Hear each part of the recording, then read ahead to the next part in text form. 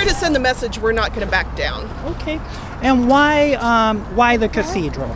The cathedral is, well, of course, we are not here to harass any churchgoers or harass the church, but it is a symbolic symbol.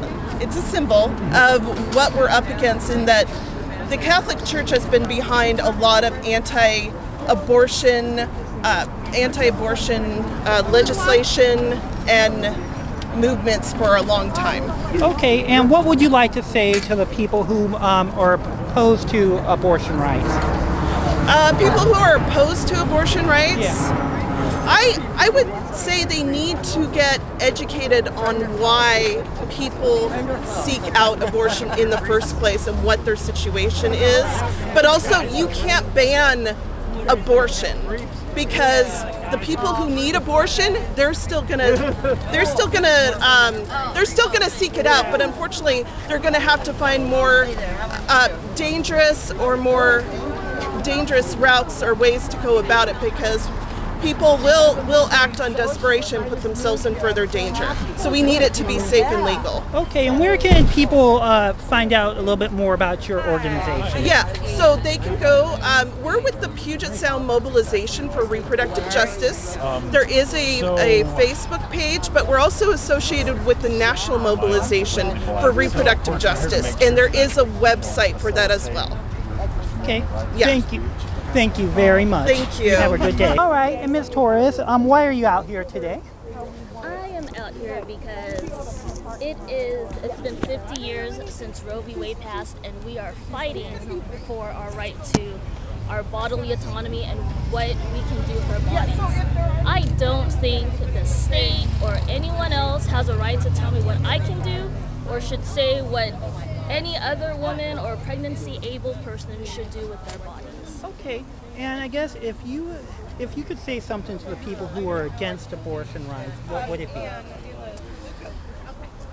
If you were really for children and families, you'd invest and spend your money on the safety net, like in education and social welfare services.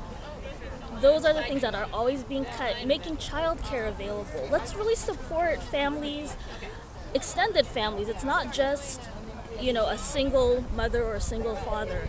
Let's support the community, and I think that's where the effort should go. Okay, thank you very much for your time.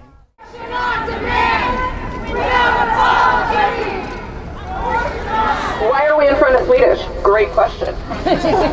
So, a lot of you might know Swedish was recently bought out by a Catholic organization, which brings yes, thank you. Which brings the number of hospital beds in Washington State under Catholic control to 41%. That is one of the top 5 worst in the nation. Our state, for all of our talk about being a safe state, for all of our talk about abortion being in the law even before Roe, guess what?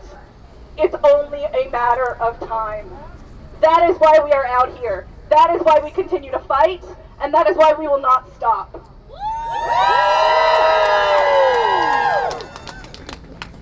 Washington has the most regressive tax structure in the nation, soaring urban house prices and some of the greatest class inequality, especially between the majority of the majority of white population and the people of color and immigrant populations.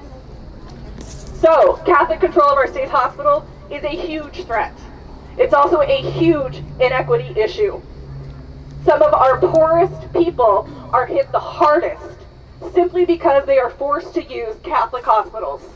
They are unable to make direct decisions about their own medical care. This is unacceptable. We must fight harder, we must fund harder, and we must let everyone know in this country that Washington will not stop. We will be a safe space, even if that means we have to wrestle control of our hospitals, of our medical facilities, away from the Catholic Church.